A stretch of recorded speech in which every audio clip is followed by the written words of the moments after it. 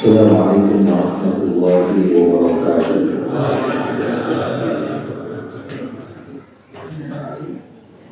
Alhamdulillahilladzi anzala al-Qur'ana hudan lin-nas wa bayyinatin minal huda wal furqan. Asyhadu an la ilaha illallah wahdahu la syarika lah wa asyhadu anna Muhammadan 'abduhu wa rasuluhu alladzi la nabiyya ba'dahu. Allahumma salli wa sallim wa barik ala asyrafil anbiya'i wal mursalin wa ala alihi wa ashabihi wa man sara ala nahjihi ila yaumiddin, amma ba'd. Qaimin wa qaimat rahimani wa rahimakumullah. Alhamdulillah, disyukur kepada Allah Subhanahu wa taala pada kesempatan malam hari ini kita masih diberikan nikmat sehat, kesempatan dan nikmat umur dari Allah Subhanahu wa taala, bisa menuntaskan ibadah saum kita di hari yang ke-17 dan melanjutkan ibadah malam kita di malam yang ke-18. Semoga yang telah kita laksanakan diterima menjadi amalan makbul di sisi Allah Subhanahu wa taala, dan di sisa Ramadan yang kurang dari separuh, Allah memberikan kekuatan kepada kita untuk bisa menyempurnakan dengan sebaik-baiknya. Lalu salawat dan salam semoga senantiasa tercurah limpahkan kepada uswah hasanah kita, suri tauladan yang terbaik sepanjang zaman Nabiullah Muhammad sallallahu alaihi wasallam, kepada keluarganya, para sahabatnya, hingga umatnya yang senantiasa istiqomah menjalankan ajaran-ajaran. Begitu dimuliakan oleh Allah Subhanahu wa taala. Allah Subhanahu wa taala menurunkan Al-Qur'an dengan dua cara. Cara yang pertama disebut dalam banyak hadis dan tentunya dari ayat Quran, yaitu dengan cara langsung. Ya, turun sekaligus dari tempatnya di Lauhul Mahfuz ke satu tempat di langit dunia namanya Baitul Izzah. Ayatnya jelas, surah Al-Baqarah ayat 185, Syahrul Ramadan alladzi unzila fihil Qur'an. Bulan Ramadan adalah bulan di mana diturunkan di dalamnya itu Al-Qur'an. Pertanyaannya, bulan Ramadan itu kan satu bulan, turunnya pagi, siang atau malam.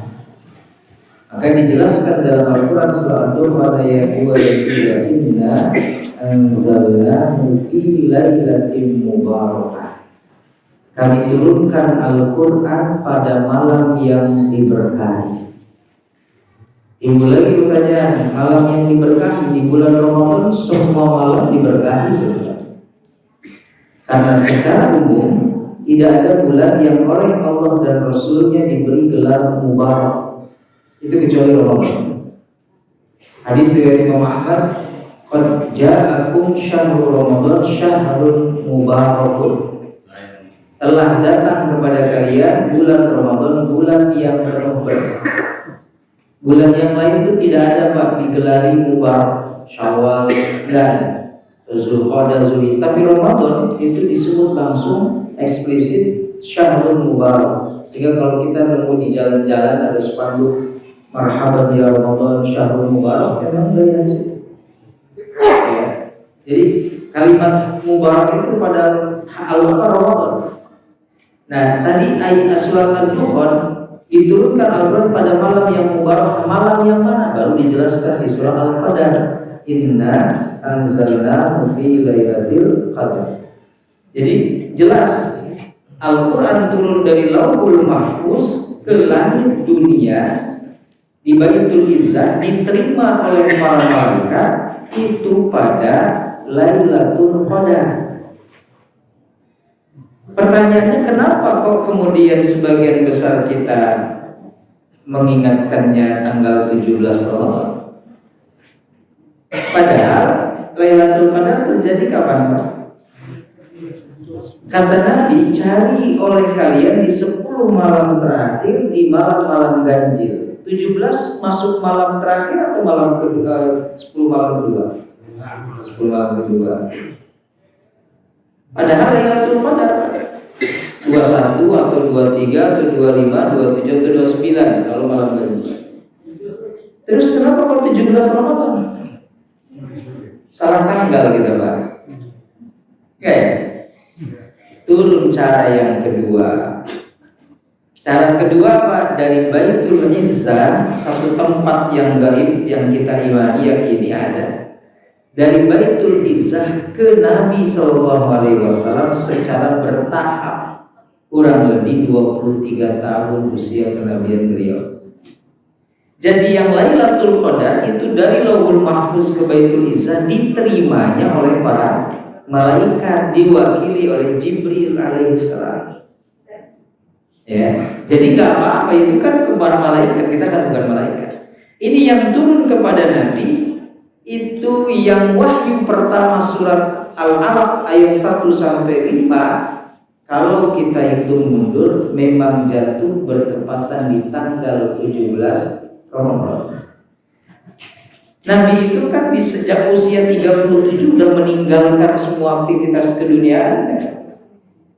Karena melihat kaumnya sangat memprihatinkan, ya, kemaksiatan, kejahiliaan, ya, kehancuran akidahnya, akhlaknya sudah hancur di sana. Nabi mengasingkan diri. Tempat favorit beliau di Gua Hiro. Disitulah beliau kemudian uzlah dan tahanus, ya, merenung, ini kenapa kaum saya.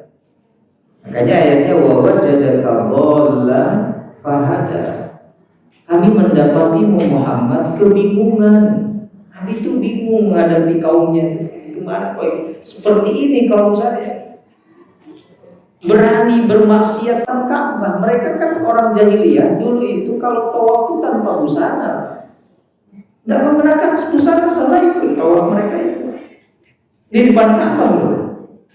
Terus di depan Ka'bah mereka bisa berani melakukan kemaksiatan yang lain, misalkan transaksi jual beli ribawi di depan Ka'bah, minum khamr di depan Ka'bah. Itu jahiliyah luar biasa. Maka ketika setiap Ramadan beliau bertahanus menyendiri di Gua Hiro sambil kemudian merenung, beribadah kepada Allah, mencari apa ini jawabannya. Maka jawabannya turun di tanggal 17 Ramadan itu, yaitu surat Al-Alaq ayat 1 sampai 5. Ya. Jadi itu sejarahnya dulu, Pak. Kita bahas dari sisi sejarah. Jadi Al-Quran turun dengan dua cara. Makanya ketika Al-Quran diturunkan kepada para malaikat dalam hal Jibril menggunakan diksi anzala atau unzila. Coba cek. Syahrul Ramadan alladzi unzila. Inna anzalnahu fi lailatin mubarakah. Inna anzalnahu fi lailatul qadar. Anzala artinya turun, tapi turun yang sekaligus. Satu Al-Quran, satu mushaf, tapi satu Al-Quran terturun sekaligus. Tapi ketika kepada Nabi Allah menggunakan diksi nazzala, beda Pak. Walaupun sama asalnya dari huruf nun zailah. Ini kayaknya bahasa Arab beda satu huruf aja bisa beda artinya. Sama-sama turun, nazzala turun, anzala turun. Anzala masdar infinitifnya inzal, nazzala infinitifnya tanzil. Sehingga Al-Quran nama lainnya adalah salah satu nama lain Al-Quran At-Tanzil. Kenapa? Turun bertahap. Ke Nabi itu enggak sekaligus, Pak. Nabi enggak nerima sekaligus satu Al-Quran, enggak. Al-Alaq saja Nabi terima 1 sampai 5. Padahal Al-Alaq berapa ayat, Pak? Berapa? 19. 14 ayat yang lain itu turun terpisah. Selama kurang lebih usia kenabian beliau Nabi Muhammad 23 tahun. Nah, makanya menggunakan kalimat nazzala. Lantai 2, Bapak bisa turun secara langsung, bisa turun secara bertahap. Sama-sama turun. Kalau langsung gimana? Loncat. Kalau bertahap, ya lewat tangga. Tangga pun turun itu, Pak. Cuma bertahap. Kalau mau cepat, Bapak loncat. Ya. Itu dari segi bahasa sudah saudara ini. Ya kan penggunaan bahasanya juga berbeda dalam Al-Quran. Nah, pertanyaannya ketika kemudian Nabi menerima Al-Quran, Al-Quran, apa itu Al-Quran? Secara singkat saja, Al-Quran kalamullah. Ya, karena khawatir kita itu tahu Al-Quran, tapi nggak tahu sebenarnya Al-Quran itu apa gitu. Ya, karena definisi juga penting Pak, supaya kita memaknai, menghayati makna tentang Al-Quran. Quran itu kalamullah. Kalimat kalam lalu disandingkan dengan lafaz Allah itu untuk membatasi bahwa Al-Quran bukan kalam siapapun. Sebab dulu di awal turun Al-Quran, Abu Lahab, Abu Jahal dan teman-temannya itu menganggap Al-Quran buatan Nabi SAW atau buatan Jibril. Ya, bahkan sampai detik ini masih ada orang yang menganggap Al-Quran itu buatan Nabi Muhammad. Padahal sudah jelas kalamullah, tidak hanya kalam. Kalau hanya kalam, mungkin spekulasi bisa kalam Nabi Muhammad, bisa kalam Jibril. Karena Nabi Muhammad berkalam, Jibril pun berkalam dengan bahasanya. Tapi ketika diidofatkan, disandarkan dengan lafaz Allah, sudah itu membatasi. Quran itu hanya kalam Allah. Ya. Lalu al-mu'jiz punya nilai kemujizatan. Nah ini yang membedakan. Al-Quran itu punya nilai kemujizatan. Apa maksud mujizat di sini? Mengalahkan, melemahkan mereka yang tidak percaya terhadap Al-Quran.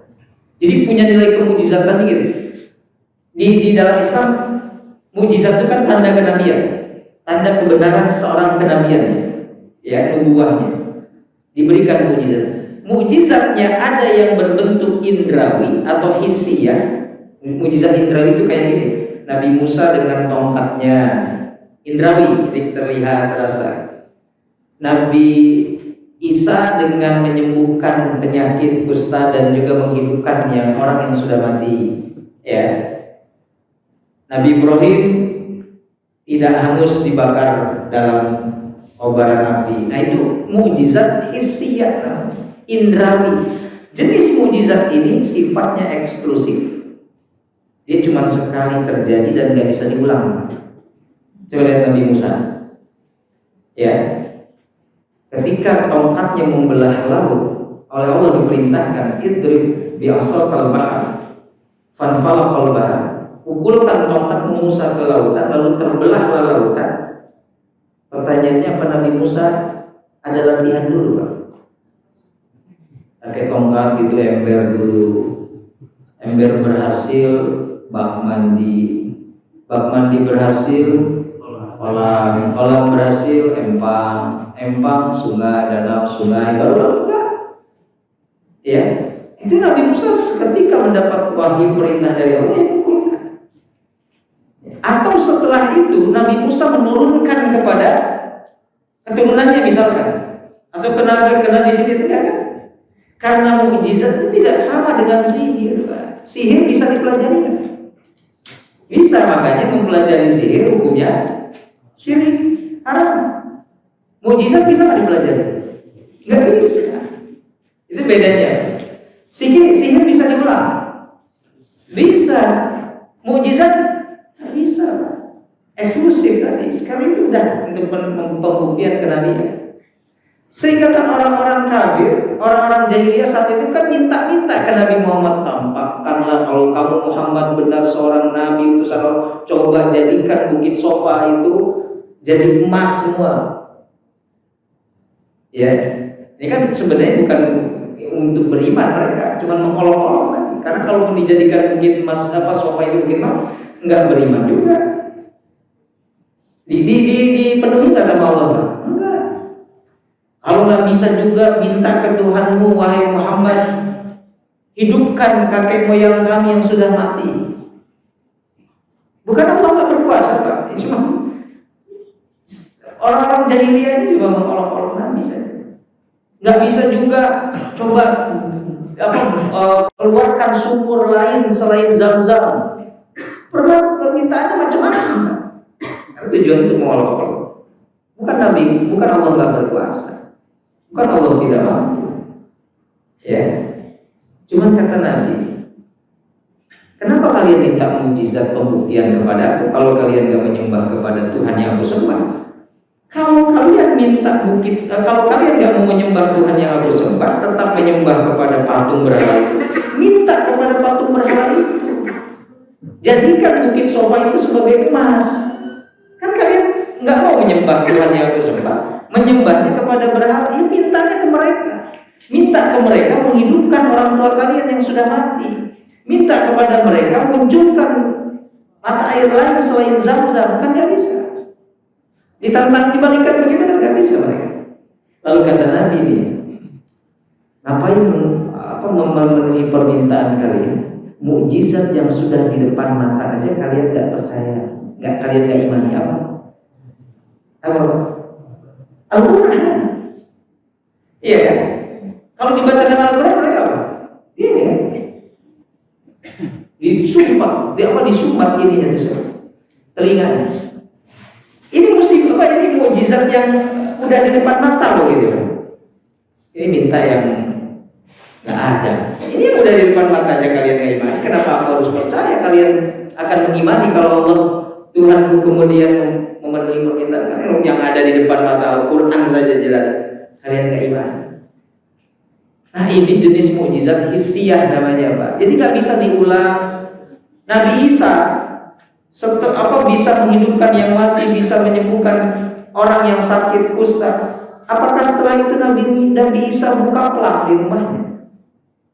Menerima jasa menghidupkan yang sudah mati, buka praktek? Enggak kan bisa. Udah selesai dan nggak bisa diturunkan, itulah mukjizat. Beda dengan sihir. Tapi ada jenis mukjizat yang kedua. Mukjizat jenis yang pertama tadi, seiring wafatnya nabinya, udah selesai, nggak muncul lagi. Nabi-nabinya sudah wafat, mukjizatnya juga nggak akan berulang. Tapi ada satu mukjizat yang disebut maknawiyah.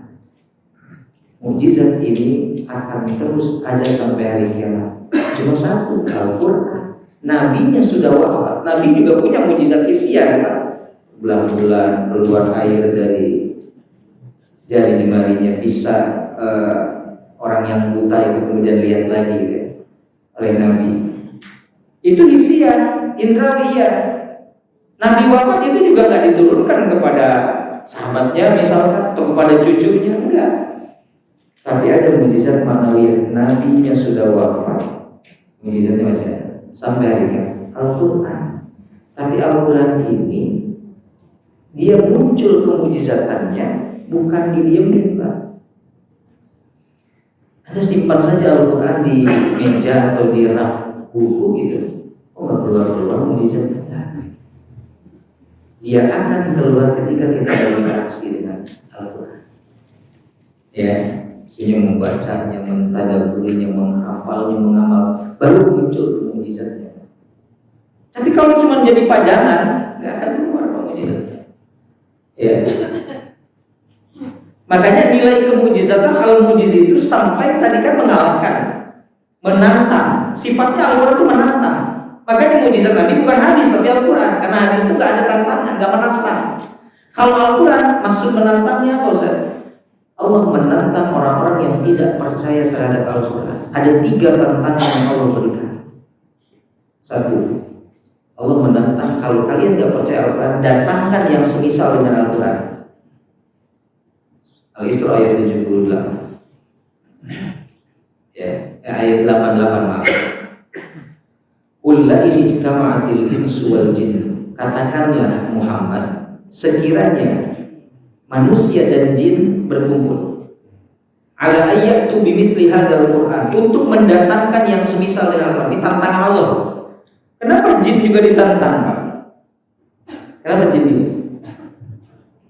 Ya, kalian bisa jawab. Kenapa jin juga? Allah sampai menyebutkan manusia dan jin kalau berkumpul untuk mendatangkan yang semisal dengan Al-Quran. Pertanyaannya kok jin juga ikut dibawa? Kenapa?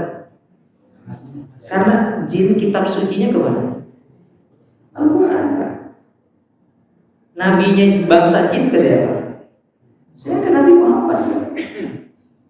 Ya, yang lebih dekat ke Nabi Muhammad utusan Allah ini ke Nabi Muhammad bangsanya. Sehingga di surat Jin, qul uhiya ilayya annahu istama'a nafarun minal jinni faqalu inna sami'na qur'anan ajaba.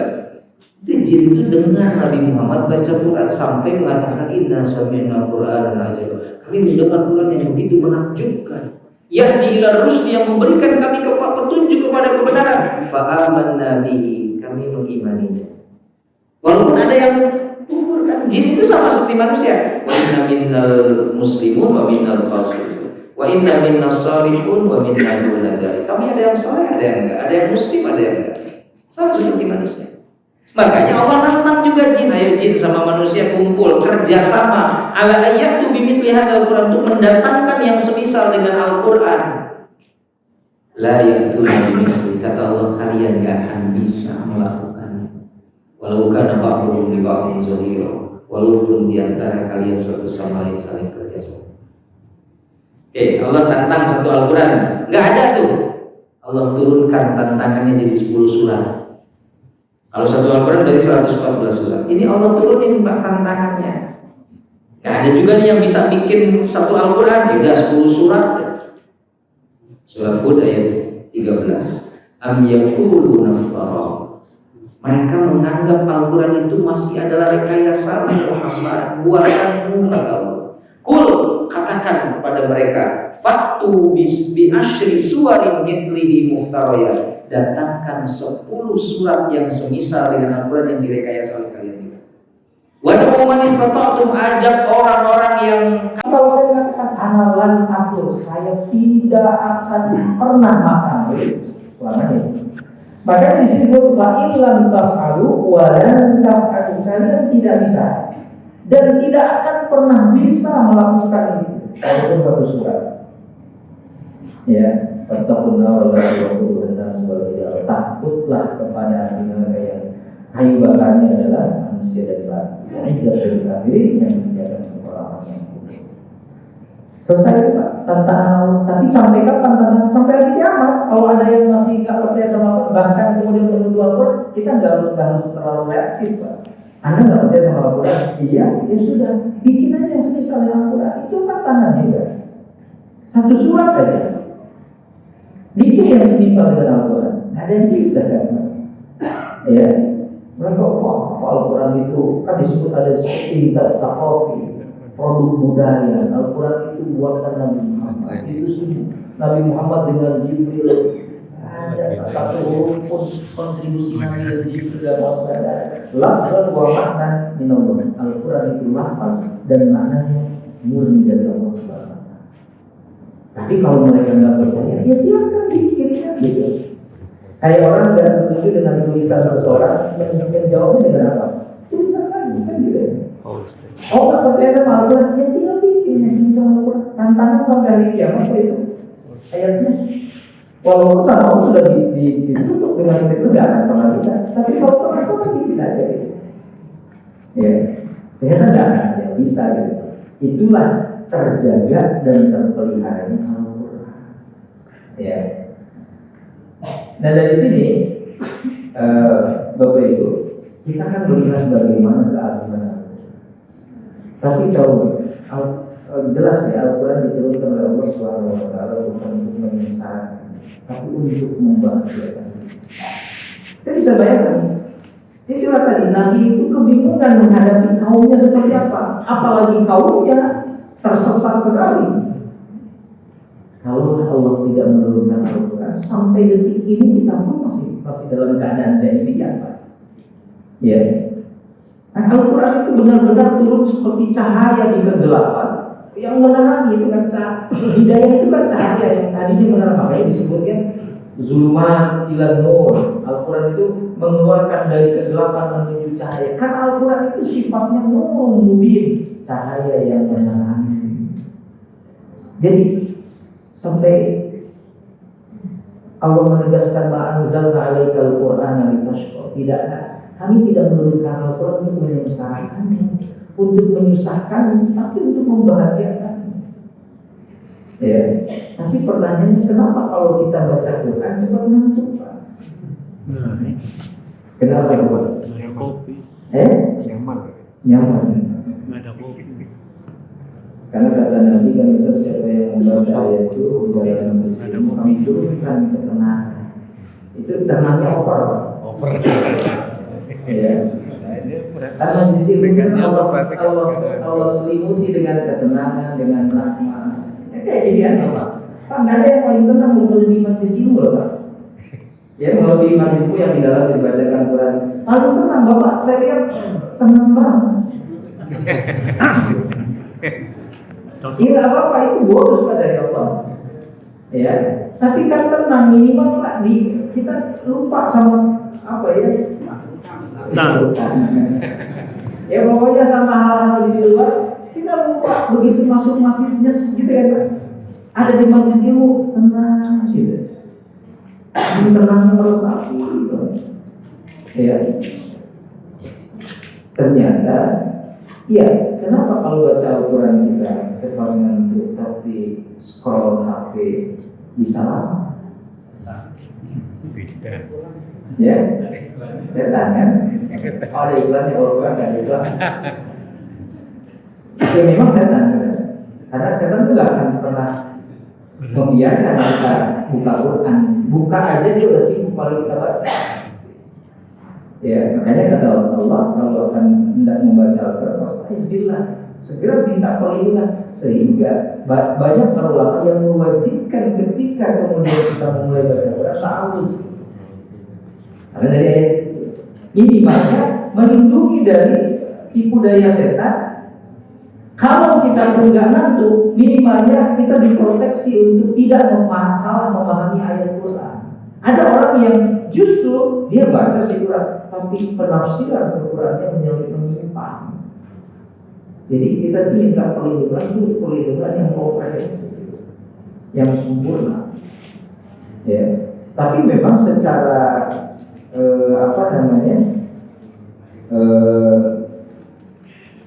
kan ya pasti ngalamin lah semua, ngalamin ya. Baru baca beberapa ayat, tiba-tiba tadi mata berat, kepala oleng, ya. Akhirnya kemudian tiduran, ya. Tapi kalau anehnya kalau scroll tadi HP, sosmed selama berjam-jam itu nggak ada rasa ngantuk sama sekali. Ini apalagi anak-anak muda ya. Ada yang salah nggak ini?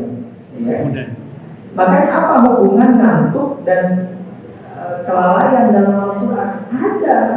Sehingga ada dalam Al-Quran surah apa itu? Al-Anfal ayat 11, idh yughashshikumun nu'asa amanatan minhu. Ngantuk itu dalam bahasa Arab nu'as disebutnya. Maka kata Allah, ingatlah ketika Allah membuat kamu mengantuk untuk memberi ketenteraman. Ngantuk dalam konteks positif nikmat. Tapi dalam konteks baca Quran ini bisa jadi gangguan. Ya. Ngantuk dalam konteks yang positif nikmat itu kata Allah itu. Makanya di dalam secara ilmu neurologi itu ada yang namanya dopamin dan juga versus ketenangan. Kenapa scrolling medsos kita bisa lama? Sebab otak melepaskan dopamin ya setiap kali melihat konten baru. Makin banyak dopamin, makin bentar scrolling. Ya. Ini yang membuat kita kecanduan gadget anak kita dan lupa waktu. Beda dengan buka Quran, butuh fokus. Quran itu kan butuh fokus, ya. Otak yang terbiasa dengan distraksi tadi ya, konten dan lain sebagainya, jadi cepat bosan. Itu tadi kata Bapak nggak ada iklan. Kalau baca Quran, beda dengan sosmed atau HP. Dan yang ketiga itu kenapa kemudian kita jadi merasa ngantuk. Ya, kenapa ngantuk pas baca Quran itu gangguan dan setan. Ya. Maka ada tips nih Pak supaya nggak ngantuk. Ya, tips pengalaman. Kurangi scrolling sosmed Pak. Ya. Sebelum baca Quran jangan banyak scrolling HP Pak atau sosmed. Biar otak tadi nggak kecanduan dopamin tadi, Pak. Ya. Yang kedua, mulai dengan niat ya, dan mohon perlindungan ketika membaca Al-Quran, niatnya benar. Lalu mohon perlindungan ta'awudz. Yang ketiga, baca dengan tadabbur, ya. Jadi bukan sekedar membaca saja, membaca toh, tapi coba pahami maknanya, baca dengan terjemahan, ya. Yang keempat, lawan rasa ngantuk itu harus dilawan. Salah satunya, coba posisi duduk kita, ya, diperbaiki. Kalau scroll sosmed duduknya khusyuk banget, ya, giliran baca Quran sambil tiduran, ya iyalah, Pak. Ya, selesai itu. Baru tahu saya itu udah waktu 3 kali. Jadi sebagai tips, Pak. Yang kelima, sadari jebakan setan, Pak.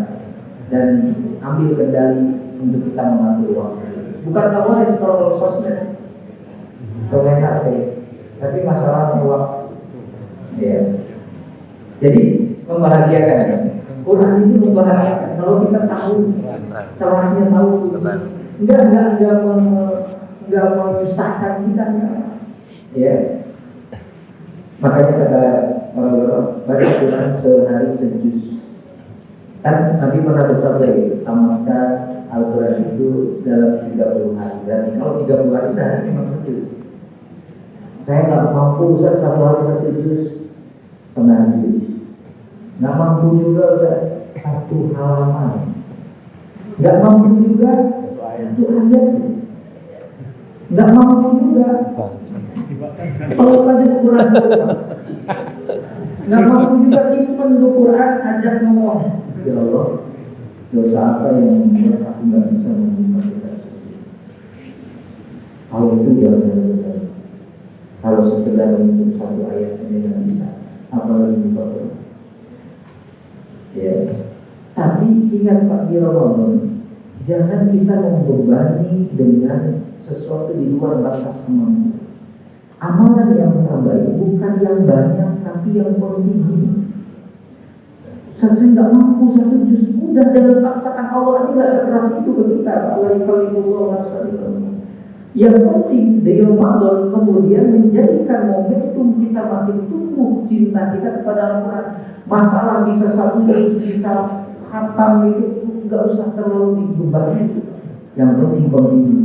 Karena ada orang, saya khawatirnya gini, bukan sudut, khawatirnya dia punya target bahwa Ramadan saya harus khatam 3 kali. Khawatir itu di Ramadan saja, setelah itu enggak. Begitu khatam tanggal 30 Ramadan atau malam terakhir, begitu baca surat Al-Nas, sadaqallahu alazim, tutup Quran, dia simpan lagi di rak bukunya, lalu mengatakan sampai jumpa di Ramadan. Makanya Quran dia itu bersih terus, Pak, setahun sekali. Saya khawatir bukan sumbernya harus ada targetnya juga. Sebenarnya target kita makin cinta dari sama Al-Quran. Jadi Al-Quran itu bukan harus yang khatam setiap saat atau apa, tapi dia tidak bisa hidup tanpa Al-Quran. Butuh kita sama Al-Quran. Ya. Sebagaimana kita kalau mau ke tempat apapun yang kita nggak tahu, kita kan kemudian lihat memes gitu, Pak. Lihat dulu. Kenapa kita butuh? Karena kalau nggak nyasar. Dan kalau udah tersesat, ngabisin waktu, Pak. Coba yang namanya nyasar itu ngabisin waktu. Kalau kita berkendara, ngabisin waktu, ngabisin biaya, bensin. Kalau hidup tersesat, ngabisin umur, Pak. Cuma ngabisin umur dalam keadaan tersesat terus, nggak ketemu jalannya. Makanya Al-Quran itu guidance-nya gitu, Pak. Itu guidance-nya petunjuk kita. Ya, kita butuh. Siapa orang yang tidak butuh petunjuk dalam hidup? Al-Quran sudah butuh. Ya, memang kalau kita lihat bagaimana salafus saleh dulu ketika masuk Ramadan ditinggalkan semua aktivitas mereka itu. Imam Syafi'i disimpan buku dan pena. Beliau enggak nulis, enggak membuat buku, fokus Quran, sehingga wajah Imam Syafi'i bisa menghatamkan di luar sholat 60 kali. Berarti 1 hari beliau khatam 2 kali. Bapak jangan terlalu, saya pengen kayak Imam Syafi'i. Keren. Ya. Ibu nggak akan bisa masak, Bu. Kalau gitu, enggak, bukan itu. Kita tidak membebaninya itu tadi. Kita soal jadi beban Al-Quran karena kita memberikan sebuah beban kepada kita, diri kita itu yang di luar batas kemampuan. Allah aja enggak membebani kita di luar batas kemampuan. Ini kita harus. Enggak, yang penting continue. Mau di Ramadan, di luar Ramadan, kita nggak pernah lepas dari baca. Itu aja yang penting. Ya. Buat apa sekali khatam, apa 2 kali 3 kali khatam Ramadan? Setelah itu nggak baca sama sekali. Tapi Bapak cuma 1 ayat misalnya, atau 1 halaman, tapi terus gitu. Itu yang muncul mukjizatnya tuh di situ. Kenapa? Continue. Itu yang akan muncul kemujizatannya. Kenapa? Karena kita tidak bisa lepas dari Al-Quran. Al-Quran itu membahagia. Ya. Tapi saya nggak bisa baca, Ustaz. Ya belajar. Saking nih, Allah dan Nabi-Nya saking sayang sama kita. Itu dijanjikan oleh Allah melalui lisan Nabi-Nya. Al-Mahir masa orang yang mahir baca Quran dan dipalanya bersama para malaikat. Walladhi yaqra'ul Qur'an wa huwa syaqun 'alaihi wa yatata'ta falahu ajrun. Dan orang yang membaca Al-Qur'an ini berat, mengeja sama masih terbata-bata, Allah sudah janjikan 2 pahala. Jadi tidak ada alasan lagi, Pak. Ya, saya nggak bisa baca Quran, Pak. Lidah saya udah tua gini, Pak. Belajar, Pak, karena Allah nggak minta hasilnya, Allah minta usaha kita. Kalau kemudian sampai akhir hayat Bapak belum lancar baca Quran, tapi memang melalui proses yang luar biasa, itu yang jauh lebih hebat kedudukannya di sisi Allah. Ya. Nah, saya ada cerita kisah nyata ini, Pak. Kisah nyata yang terjadi kepada saudara sepupu saya. Bulan Januari kemarin tanggal 8 Januari. Saya punya kakak sepupu, ya. Jadi ibunya beliau itu kakak dari ibu saya. Kami berasal dari daerah yang sama, dari Garut. Jadi orang tua saya orang Garut, walaupun saya lahir di Garut. Beliau ini tahun 2016 datang ke saya mau hijrah, saya mau taubat. Kenapa? Saya tahu masa lalu beliau ini bukan membicarakan ayat, tadi kita ambil itu bagaimana Quran membahagiakan dan pokoknya luar biasa nanti ini ya. Beliau itu sebelumnya ini peminum khamar, minuman keras segala jenis dan merek, udah habis narkoba, dunia mau, ya, di Bekasi juga, ya, di Bekasinya yang sekarang. 2016 datang ke saya pengen hijrah, pengen tahu. Saya senang benar. Saya manggil karena memang kata benar. Iya, saya tahu belum kayak gimana itu soalnya. Ya, bahkan akibat minum khamrnya itu, ya, kecanduannya itu, giginya itu di depan itu ini sebelah apa namanya? Gerak sebelah satu di depan. Ya faktor itu ya.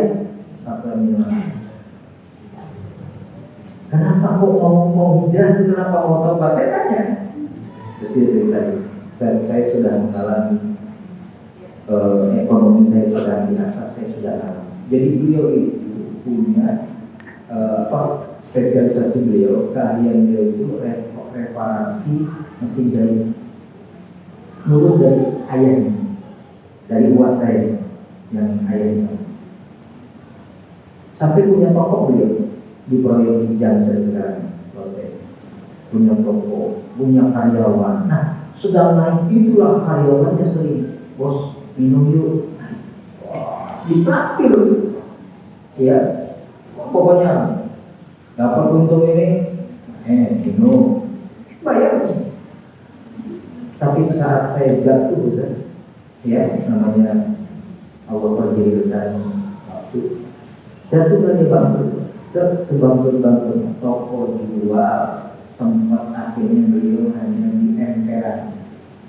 daerah yang kira-kira besar ini. Ya, bukan. Ternyata anak buah itu meninggalkan dia. Bisa saya lagi begitu, nggak ada.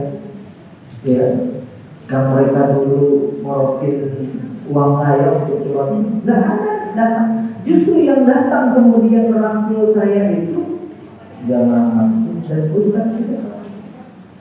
Oh, jadi jatuh banget dia. Sampai akhirnya udah nggak punya toko lagi, keliling pakai motor keliling. Jadi memang dia suka di garden itu ya, udah singkat cerita. Terus kita bikin majelis ilmu, majelis taklim. Bikinlah majelis ilmu tahun 2016 itu.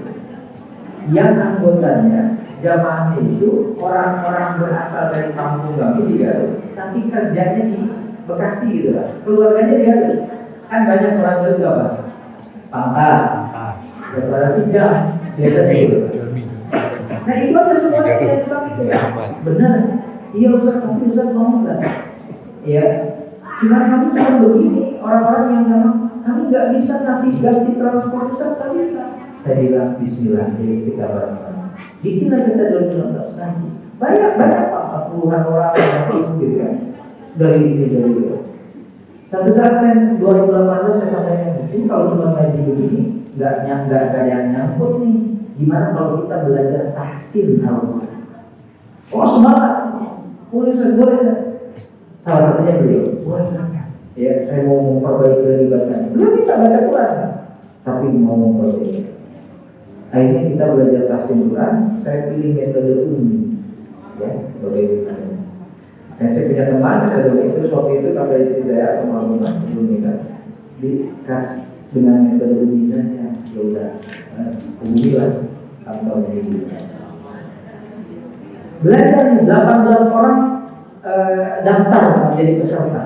Terus 4 sampai 6 bulan kalau nggak salah, dan 18 orang yang sampai lulus dapat sertifikat dan layak untuk mengajar cuma beliau satu orang. Sampai istri saya mau, lama beliau tahu, iya, nggak nyangka karena bagaimana awalnya. Ini yang saya sebut Quran itu membahagiakan. Quran itu merubah hidup seseorang. Udah 2018 tamat, yes, sampai kemudian dia ujian di pondok pelatih itu. Lalu kemudian dia berkata, saya dapat sertifikat gak nyangka, dan saya boleh ngajarin apa yang saya sudah pelajari. Gitu kan tahun ini, alhamdulillah 2020 pas COVID qadarullah. Istri dan saya itu punya sebidang tanah di Garut. Saya bilang, kata istri, kita bikin aja markas Quran gitu, pondok praktis gitu. Ngapainlah kita juga rumah berada di Bekasi yang nggak digali. Ya udah diwakafkan oleh istri saya. Diwakafkan 4 bulan sebelum dia meninggal diwakafkan. Ya, COVID. Dibangunlah 2020 akhir September dibangunlah. Ya dibangun. Jadilah markas. Lalu saya tawarin beliau, namanya Ustaz Iwan. Udah bisa ngaji. Akhirnya saya nggak manggil Allah di Ustaz. Ya, Ustaz, mau nggak balik kamu hijrah? Makanya jadi pegang markas.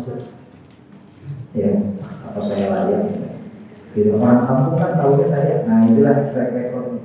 Kita nggak usah pikirkan. Ayo ikut. Awalnya beliau cuma jadi pengawas bangunan karena belum jadi kok jadi pengawas bangunan. Udah begitu jadi. Ya, sebenarnya awalnya orang kampung memang agak sedikit penolakan sampai ngomong itu ngapain kok yang begitu? Nanti ngajarin ke anak-anak kita ya gitu. Sempat beliau kemudian agak down. Saya mau balik lagi ke Bekasi karena orang sini. Padahal beliau lahir di sini. Dulu lahir di sini. Orang sini nggak menerima saya. Maju saya buktikan hidayah dari Allah. Saya sampai terus beliau membina Pak, Masya Allah muridnya dari mulai bapak-bapak, ibu-ibu remaja sampai anak-anak. Karena cuma beliau yang punya sertifikat metode umi, ya artinya boleh ngajar dan metode umi di Garut diawali oleh markas Quran yang kami bangun, ya sampai tanggal 5 Januari 2025 kemarin saya sama beliau ke keundangan ada satu musyrik kami, ustaz kami di markas yang menikah. Kita diundang. Nah, saya malam ahadnya ke Garut, lalu sampai markas, esok paginya saya tanya ke guru-guru di Tasir dan Tapi, kita mau undangan jam berapa? Jam 11 saja sudah berangkat sama beliau 2 mobil. Cuma saya dari situ dari undangan langsung pulang lagi ke Bekasi. Siap sudah kamu 2 mobil. Mau daerah Cipanas Garut, itu di pinggir jalan ada yang jual tren. Lalu saya foto dan saya sampaikan ke para guru, nanti pulang dari undangan kita makan durian ya bareng, mumpung lagi full tim. Ya Ustaz, alhamdulillah ditraktir sama saya kan. Udah pulang makan durian. Saya tahu dia punya hipertensi. Lalu saya tanyakan, Ustaz gimana aman? Aman Ustaz. Udah lama malah saya nggak makan durian. Udah makan durian. Ya. Selesai makan durian, saya pulang ke Jantung Bekasi, beliau pulang ke markas lagi kembali. Di perjalanan WA sekretaris markas, ini para asatid pengen makan bakso karena tadi di undangan yang bagian baksonya. Ya udah makan bakso. Makan lagi ke bakso. Sampai ke asrama di markas ada orang tua santri yang ngirim 3 jenis makanan ke beliau. Hari-hari Ahad sore itu ayam geprek, sate, martabak. Dan malam ini 3-3 habis sama beliau. Pak, ingat hadis Nabi, Allah akan mewafatkan seseorang dan menyempurnakan rezekinya.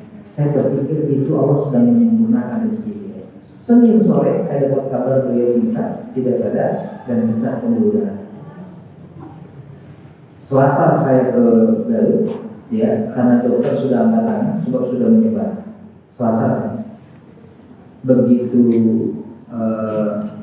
saya datang karena nungguin saya tetap keluarganya nungguin saya untuk cabut semua alat. Saya datang jam 5 hujan misalnya. Saya datang masuk ke ruang ICU, dicabut alat. Ketika dicabut alat, beliau sudah nggak sadar. Ketika dicabut alat, keluar dari lisan beliau surah Al-Qur'an ayat 7. Dan itu ayat yang menjadi motivasi beliau untuk hijrah.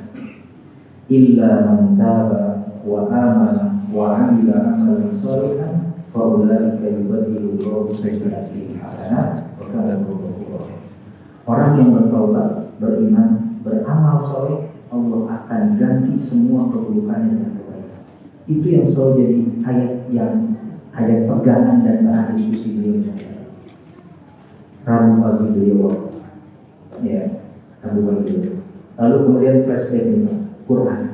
Saya sampaikan ketika beliau baru setahun kalau masalah Ustaz, gimana betah di markas? Betah Ustaz, justru di sini saya nggak takut tinggal membaca Quran. Status WA-nya, profil WA-nya itu janji dia dengan bahasa Arab, Aqra al-Quran kullu yawmin. Aku akan selalu baca Quran setiap hari. Sampai sekarang dipegang istrinya, itu profil WA-nya. Ya. Dan beliau saya betah di sini Ustaz, alhamdulillah betah Ustaz. Saya nggak pernah terlepas dari Quran. Bahkan ini Pak, saya merasa kalau nggak baca Quran, saya merasa bermaksiat kepada Allah. Itu kalimat yang sampai detik ini kalau saya cerita ini tentang beliau, saya merasa bermaksiat kepada Allah kalau sehari saya nggak baca Quran. Jadi Allah benar-benar hijrahnya itu adalah segalanya, tempatnya juga hijrah. Kenapa saya sampaikan, saya tarik ke Garut, dia harus meninggalkan tempat buruknya itu di Bekasi. Teman-temannya masih di situ kan masalahnya gitu. Anak buahnya masih di situ. Dia harus hijrah, nggak boleh. Makanya kemudian dia disibukkan beliau dengan Quran. Dan saya sampaikan, saya maaf ya, kami markas belum bisa memberikan yang terbaik. Beliau di sini penghasilan di atas 5 juta, 7 juta, 8 juta sebulan. Kami cuma mampu ke sana membeli sebulan 2 juta sama beliau. Yang beliau itu hampir 24 jam jaga santri, belum ngajar tasing di luar markas. Apa kata beliau? Nggak usah dipikirin itu, nggak usah dipikirin. Kata beliau, andaikan seisi langit dan bumi itu diberikan untuk saya untuk membayar ilmu Al-Quran saya, nggak akan pernah bisa terbayar. Ustaz, saya mengajarkan kalam Allah, biar Allah sang pemilik kalam yang membayar saya. Itu kalimat yang kedua. Dan yang kalimat yang ketiga yang kemudian jadi cita-cita beliau dan beliau meraihnya, Ustaz, saya ingin mati di bawah naungan Al-Quran. Gitu ya. Jadi hijrah sampai istrinya juga mau dibawa. Padahal istrinya tuh orang Bekasi yang mungkin biasa di kota gitu. Ini kita ke kampung. Mau hijrah istri sampai sekarang nggak mau balik ke Bekasi. Masih di sana nih karena dia yang kemudian menjadi hak menjadi kewajiban kami mengasuh anak yatim ini. Ya, baru kelas 2 sanawiyah, 2 SMP sanawiyah dan 5 kelas. Jadi dan akhirnya beliau sampai meraih apa yang beliau cita-citakan. Saya ingin meninggal di bawah naungan Al-Quran. Dan Al-Quran sudah berubah kehidupan. Jadi fokusnya saat udah hijrah terutama saya menemukan cinta kepada Allah itu dari Quran itu. Beliau fokuskan di situ. Karena memang saya sering menyampaikan dan itu kemudian beliau kan Ustaz yang sering menyampaikan kata Nabi Allah akan mewafatkan seseorang sesuai dengan apa yang dibiasakan dalam hidup. Jadi saya pengen membiasakan Allah. Siapa tahu saya wafat di bawah dan itu diijabah oleh Allah Subhanahu. Kami memang kehilangan sekali ya. Salah satu guru senior usianya masih muda Pak.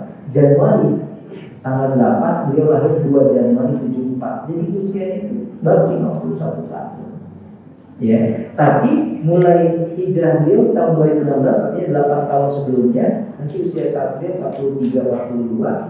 Saya kemudian teringat, oh inilah yang dimaksud dengan kata Imam Ghazali. Kalau orang yang umur 40 masih jauh dari Islam, masih belum insaf juga, itu berat untuk husnul khotimah. Beliau mengambil rahasia di balik umur 40 itu. Kan di umur 40 kan, tadi ayatnya saya baca ya di surah Al-Anfal.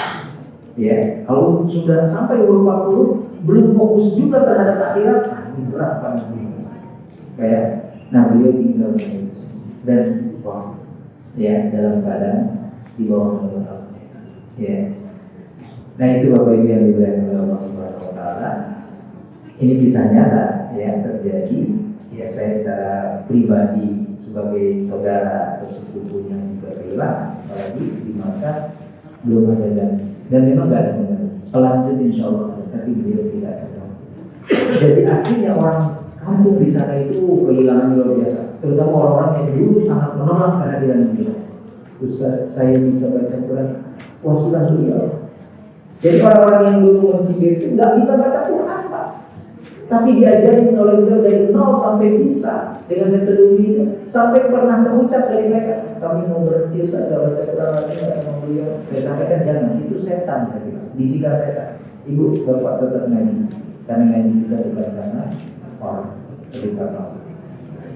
Bapak Ibu, insyaallah Al-Quran membahagiakan, tidak ada yang terlambat. Ya, siapa tahu kita Keduanya saya bikin itu.